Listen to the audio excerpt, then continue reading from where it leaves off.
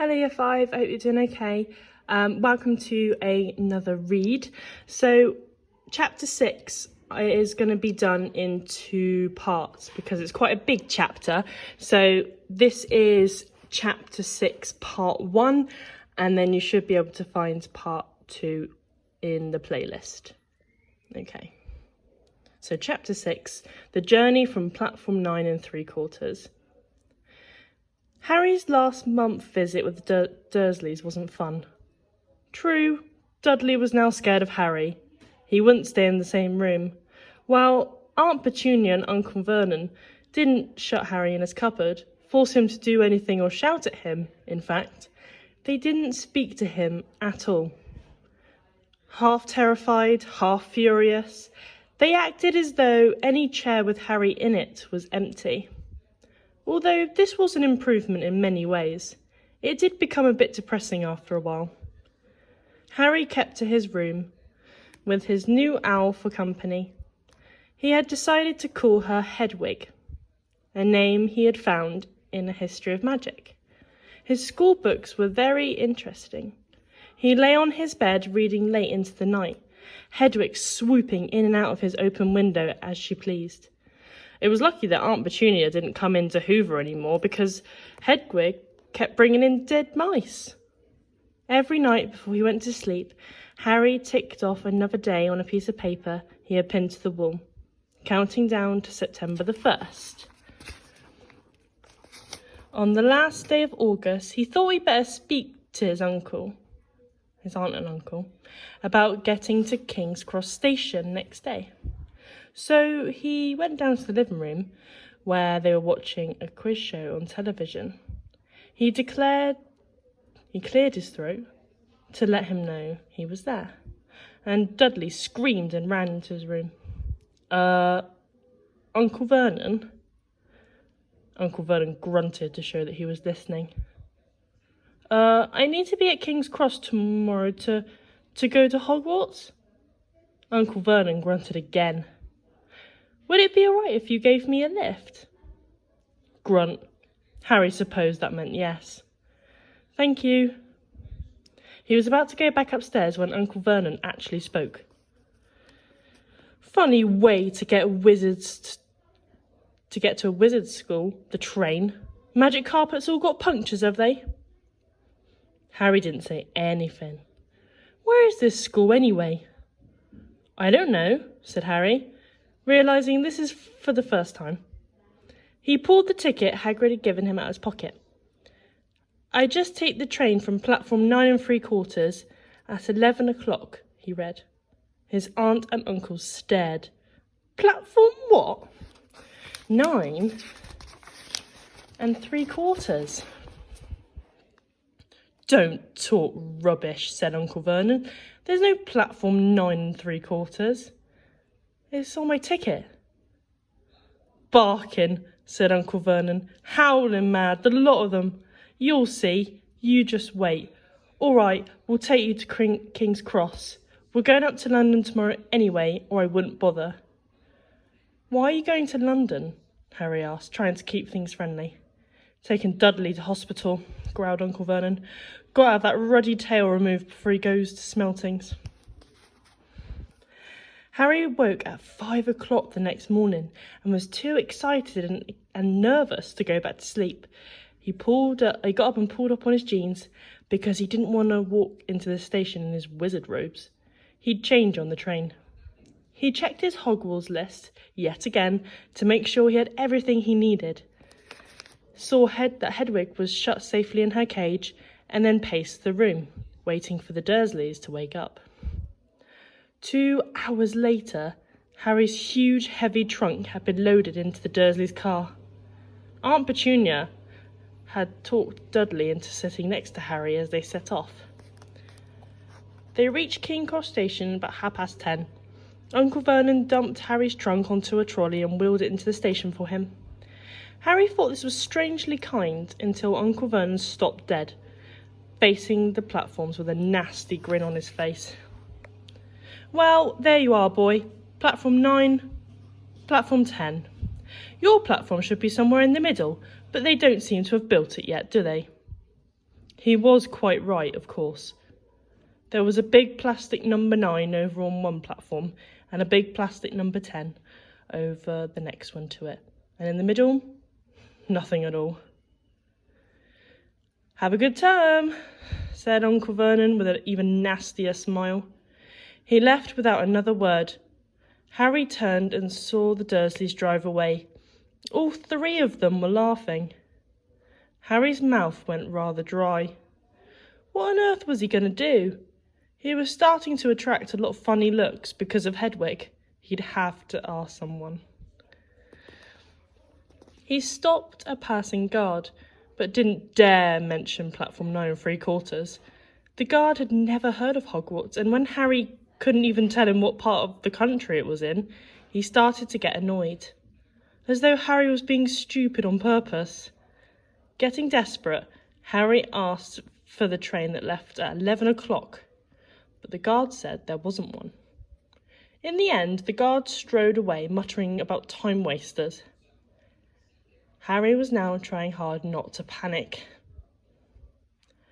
According to the large clock over the arrivals board, he had 10 minutes left to get on the train to Hogwarts. And he had no idea how to do it. He was stranded in the middle of a station with a trunk he could hardly lift, a pocket full of wizard money and a large owl.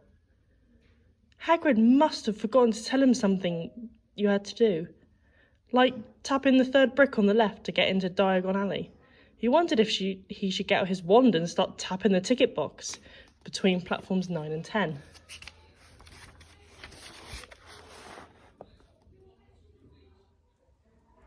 At that moment, a group of people passed just behind him, and he caught a few words of what they were saying.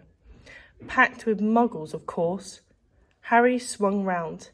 The speaker was a plump woman who was talking to 4 boys, all with flaming red hair. Each of them was pushing a trunk like Harry's in front of him, and they had an owl. Heart hammering, Harry pushed his trolley after them. They stopped, and so did he, just enough to hear what they were saying. "Now, what's the platform number?" said the boy's mother. 9 3/4, piped a small girl, also red-headed, who was holding her hand. "Mum, can't I go?" "You're not old enough, Ginny, now be quiet." "All right, Percy, you go first." What looked like to be the oldest boy marched towards platform 9 and 10. Harry watched, careful not to blink in case he missed it. But just as the boy reached the divide between the 2 platforms, a large crowd of tourists came swarming in front of him, and by the time the last rucksack had cleared away, the boy had vanished. "Fred, you next," the plump woman said. "I'm not Fred, I'm George," said the boy. "Honestly, woman, call yourself our mother. Can't you tell I'm George?" "Sorry, George, dear. Only joking, I am Fred," said the boy, and off he went. His twin called after him to hurry up, and he must have done because a second later he had gone. But how had he done it? Now the 3rd brother was walking briskly towards the ticket barrier. He was almost there, and then, quite suddenly, he wasn't there anymore. There was nothing else for it. "Excuse me," Harry said to the plump woman. "Hello, dear," she said. "First time at Hogwarts? Ron's new too." She pointed at the last and youngest of her sons. He was tall, thin and gangling, with freckles, big hands and feet and a long nose. "Yes," said Harry. The thing is, I don't know how to get on the platform," she said kindly, and Harry nodded. "Not to worry," she said. "All you have to do is walk straight at the barrier between platforms 9 and 10. Don't stop, and don't be scared you'll crash into it. That's very important. Best do a bit of a run if you're nervous. Go on. Go now before Ron." Okay," said Harry. He pushed his trolley round and stared at the barrier. It looked very solid. He started to walk towards it. People jostled him on their way to platforms 9 and 10. Harry walked more quickly. He was going to smash right into that ticket box and then he'd be in trouble. Leaning forward on his trolley, he broke into a heavy run. The barrier was coming nearer and nearer. He wouldn't be able to stop. The trolley was out of control. He was a foot away. He closed his eyes, ready for the crash. It didn't come. He kept on running. He opened his eyes. A scarlet steam engine was waiting next to a platform packed with people. A sign overhead said Hogwarts Express, 11 o'clock. Harry looked behind him and saw a wrought iron archway where the ticket box had been, with the words platform 9 3/4 on it. He had done it. Smoke from the engine drifted over the heads of the chattering crowd, while cats of every colour wound here and there between their legs. Owls hooted to each other in a disgruntled sort of way over the babble and the scrapping of heavy trunks. The first few carriages were already packed with students, some hanging out of the window to talk to their families, some even fighting over seats. Harry pushed his trolley off down the platform in search of an empty seat. He passed a round-faced boy who was saying, "Gran, I've lost my toad again." "Oh, Neville," he heard the old woman sigh. A boy with dreadlocks was surrounded by a small crowd. "Give us a look, Lindy. Go on." The little boy lifted the lid of a box in his arms, and the people around him shrieked and yelled as something inside poked out long, hairy leg. Harry pressed on, though, through the crowd until he found an empty compartment near the end of the train. He put Hedwig inside first, and then he started to shove and heave his trunk towards the train door. He tried to lift it up the steps, but he could hardly raise one end, and twice he dropped it painfully on his foot. "Want a hand?" It was one of the red-haired twins he had followed through the ticket box. "Yes, please," Harry panted. "Oi, Fred, come here and help." With the twins' help, Harry's trunk was at last tucked away in a corner of the compartment. "Thanks," said Harry, pushing his sweaty hair out of his eye. "What's that?" said one of the twins suddenly, pointing at Harry's lightning scar. "Blimey," said the other twin. "Are you—" "He is," said the first twin. "Aren't you?" he added to Harry. "What?" said Harry. "Harry Potter," chorused the twins. "Oh, him," said Harry. Yes, I am." The two boys gawped at him, and Harry felt himself going red. Then, to his relief, a voice came floating in through the train's open door. "Fred? George? Are you there?" "Come in, Mum." With a last look at Harry, the twins hopped off the train. Harry sat down next to the window where, half hidden, he could watch the red-haired family on the platform and hear what they were saying. Their mother had just taken out her handkerchief. "Ron, you've got something on your nose." The youngest boy tried to jerk out the way, but she grabbed him and began rubbing his nose. "Mum, get off!" He wriggled free. "Oh, has Ickle Ronnie got something in his nosy?" said one of the twins. "Shut up," said Ron. "Where's Percy?" said their mother. "He's coming now." The oldest boy came straight into sight. He had already changed into his billowing black Hogwarts robes, and Harry noticed a shiny red and gold badge on his chest with the letter P on it. "Can't stay long, Mother," he said. "I'm up front with the prefects. I've got 2 compartments to themselves." "Oh, are you a prefect, Percy?" said one of the twins with an air of great surprise.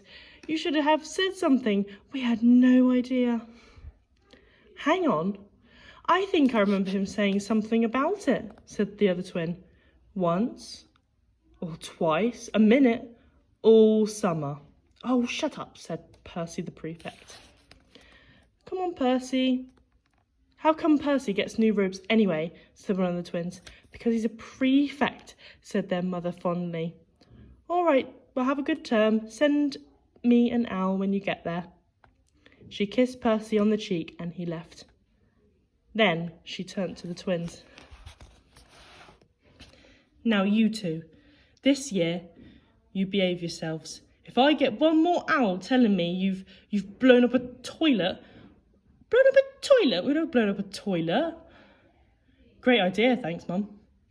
It's not funny. And look after Ron. Don't worry, Ickle Ronnykins is safe with us. Shut up, said Ron again. He was almost as tall as the twins already, and his nose was still pink where his mother had rubbed it. Hey, Mum, guess what? Guess who we met on the train? Harry leant back quickly so they couldn't see him looking. You know that black-haired boy who was near us in the station? Know who he is? Who? Harry Potter. Harry heard the little girl's voice. Oh, Mum, can I go on the train and see him, Mum? Oh, please. You've already seen him, Ginny, and the poor boy isn't something you goggle at in a zoo. Is he really, Fred? How do you know? Asked him. Saw a scar. It's really there, like lightning. Poor dear. No wonder he was alone. I wondered. He was so ever polite when he asked how to get onto the platform. Never mind that. Do you think he remembers what you-know-who looks like? Their mother suddenly became very stern. I forbid you to ask him, Fred. No, don't you dare. As though he needs reminding of that on his first day of school. All right, keep your air on. A whistle sounded. Hurry up, their mother said, and the three boys clambered onto the train. They leant out the window for her to kiss them goodbye, and their younger sister began to cry. Don't, Ginny, we'll send you loads of owls. We'll send you a Hogwarts toilet seat. George! Only joking, Mum. The train began to move.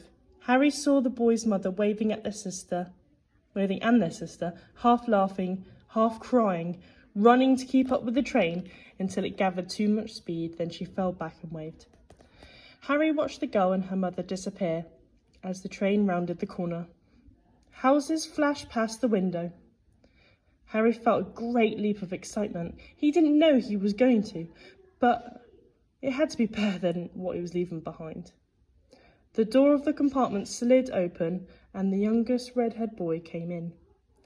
Anyone sitting there? He asked, pointing at the seat opposite to Harry. Everywhere else is full. Harry shook his head and the boy sat down. He glanced at Harry and then looked quickly out the window, pretending he hadn't looked. Harry saw he still had a black mark on his nose. Hey, Ron,